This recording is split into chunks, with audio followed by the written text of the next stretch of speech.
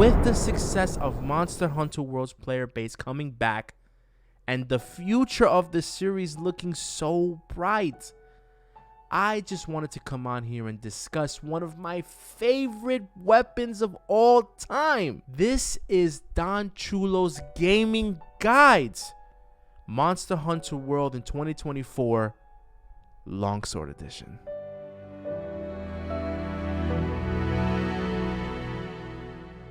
A basic introduction into Monster Hunter World's Longsword can be defined as such: a graceful attacking, mobile, parrying, and counter-attacking machine. The longsword is designed to have graceful movements paired with parrying and counter-attacking while also providing a high level of DPS. You see that gauge at the top, that sword? The first one is for your sharpness, but the second one is very important structure to the whole gameplay loop of the longsword. Basically, that gauge is how you're going to maintain damage. Each basic attack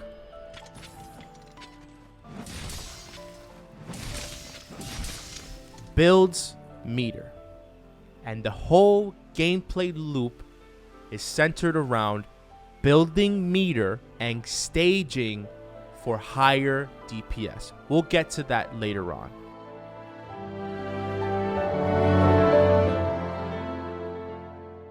I'm using a PS5 controller.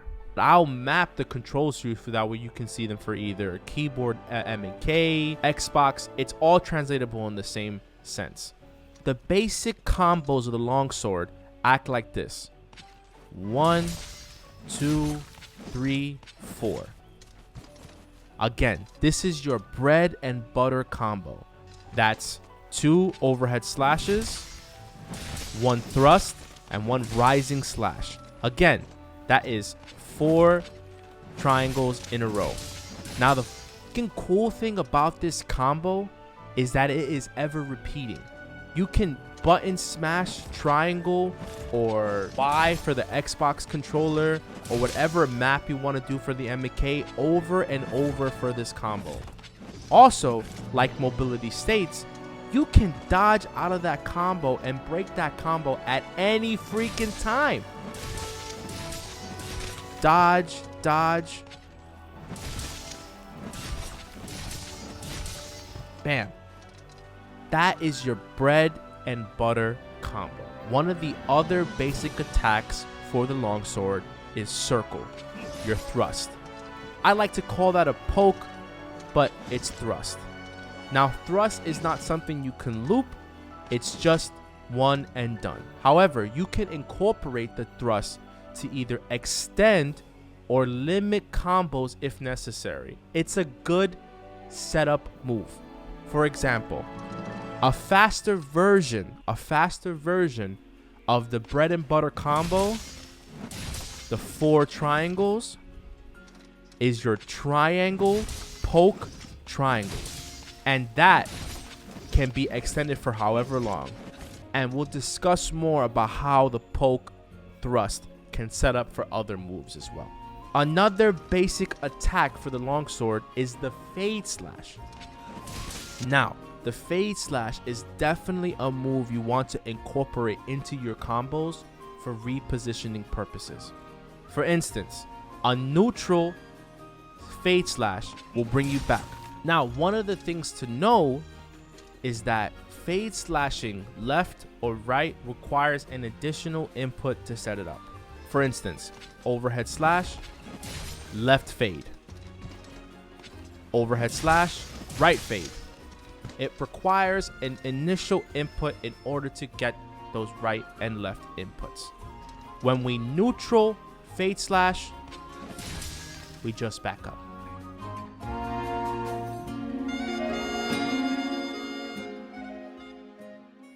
Okay, spirit. What is it? What does it do? Why is it important to longsword? Again, the most important aspect of the longsword is the spirit meter. The spirit meter is your damaging loop. You want to build spirit meter in order to stage into higher level DPS gauges. Level 1, level 2, and level 3. Remember, your basic combo or any combo will build spirit meter. When we get to spirit meter, we can use spirit attacks. Now, in order to use spirit attacks, you need to have spirit meter, right?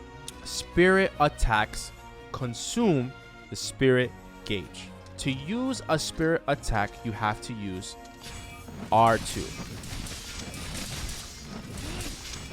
The funny thing about the spirit attack is that 4 consecutive spirit attacks culminating in a spirit round slash will increase the spirit gauge 1 level. White being your least damaging, yellow being your mid tier, and red being your highest damage level of spirit blade. Remember how I said that in order to complete the spirit gauge and have the most meter necessary by using 4 consecutive spirit blades culminating into a spirit round slash, is that the last hit or the spirit round slash is the only one that has to hit the monster in order for you to gain stage to another level.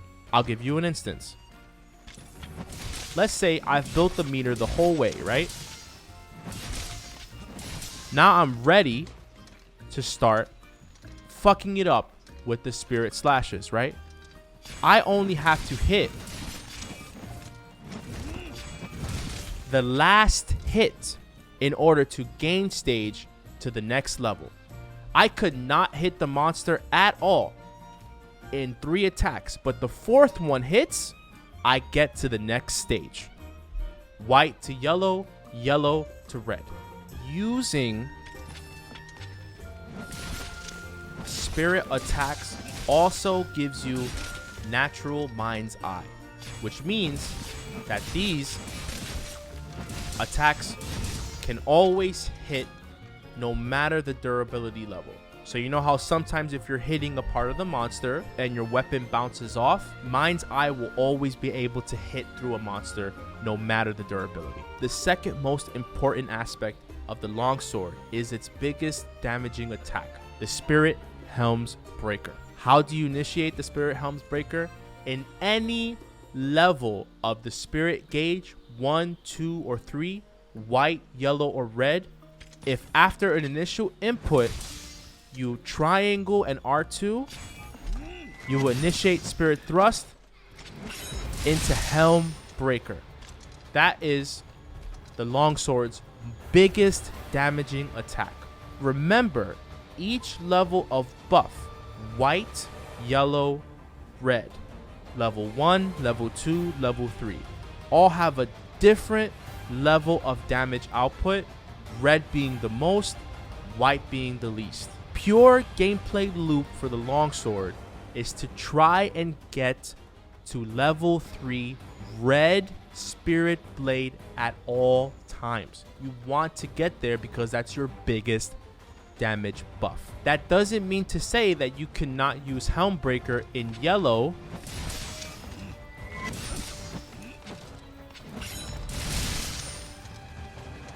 or in white. It just means that you will not be doing the most damage possible in Helmbreaker.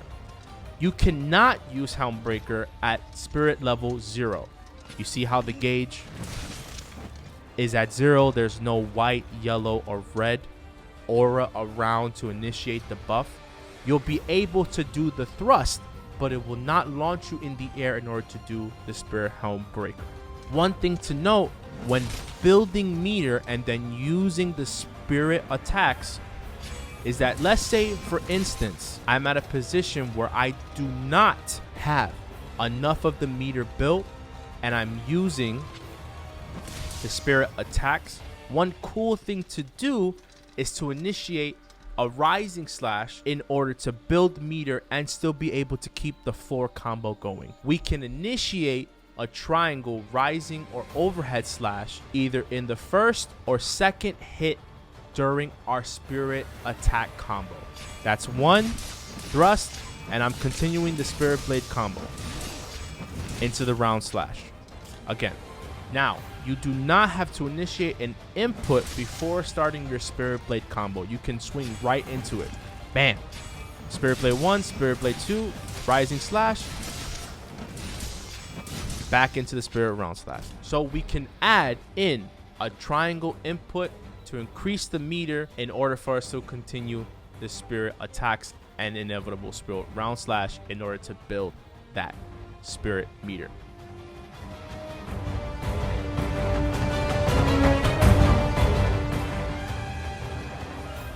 Fluid motion and attacks and almost graceful like movement of the longsword.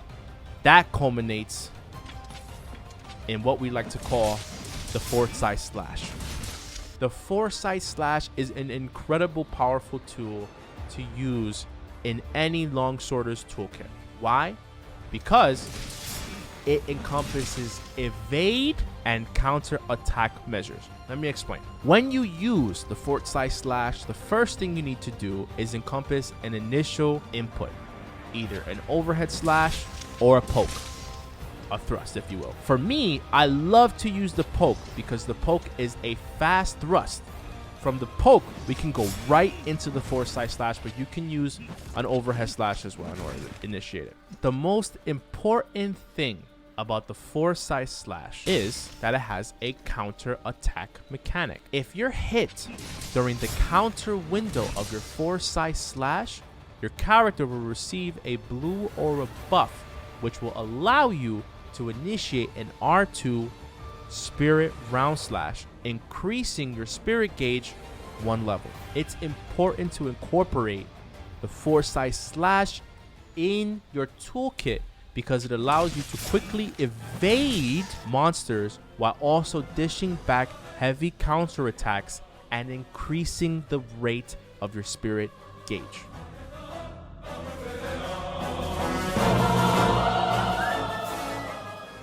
Now we discuss Iai. Iai is a mechanic that came with Iceborne and just makes the weapons toolkit that much better. Iai culminates in the Iai Special Sheath. Special Sheath allows you to do 2 things. Number 1,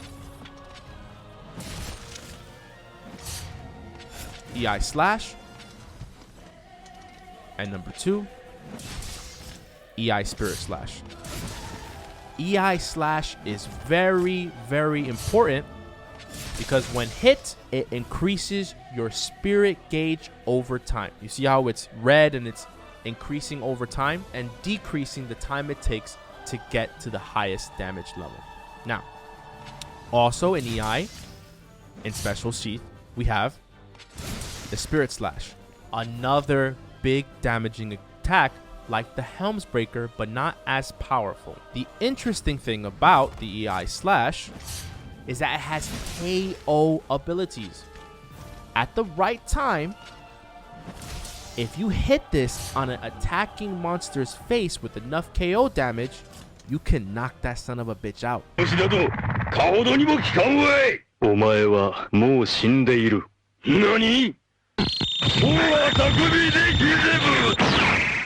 Now, one of the interesting things to pinpoint about the Iai Slash is that while using it, it does decrease the spirit gauge by 1 level. It is a big damaging hit and can do a lot of damage. However, upon certain circumstances, it can also be used as a counter attack.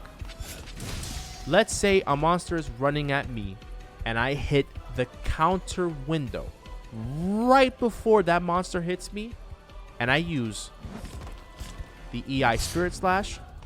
It will not take a level of my spirit gauge, so it's basically a free hit. On a side note to Iai, we have the Slinger and Clutch Claw mechanics, which include the Slinger Burst and Clutch Claw respectively. Remember, you can also Slinger Burst when on the monster, which can also cause it to flinch when hit into a wall.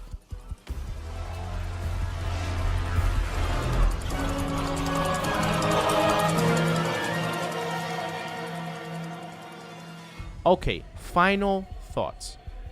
Putting all of the toolkit together creates a very, very fluid motion and graceful attacks. What do I mean? All of the attacks are set to work together. That way you're continuing combos, evading when needed to, and creating openings for both Helm Breaker, Foresight Slash,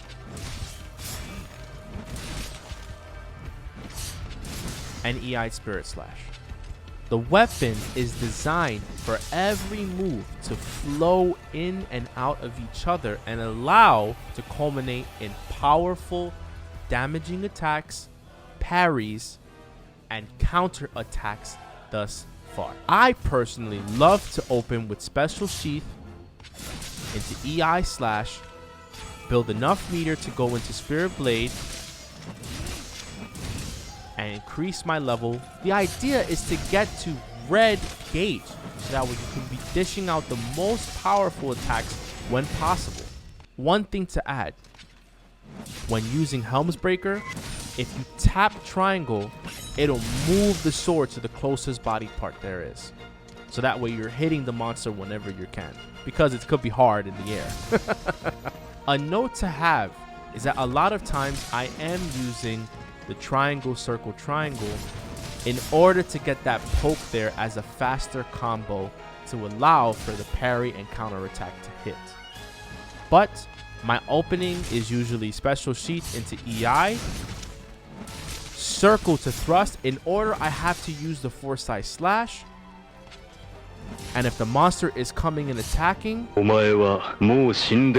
a special shout out to sliding and off ledge moves, as they can be great openers and even create mount damage on your monster. Please let me know in the comments below if there was anything I missed or anything I should add in explaining Monster Hunter World's longsword. I want to thank all of my subscribers as well for the love and support you've given me in the last year. It means a lot, and I look forward to creating content in the future. Thanks for watching.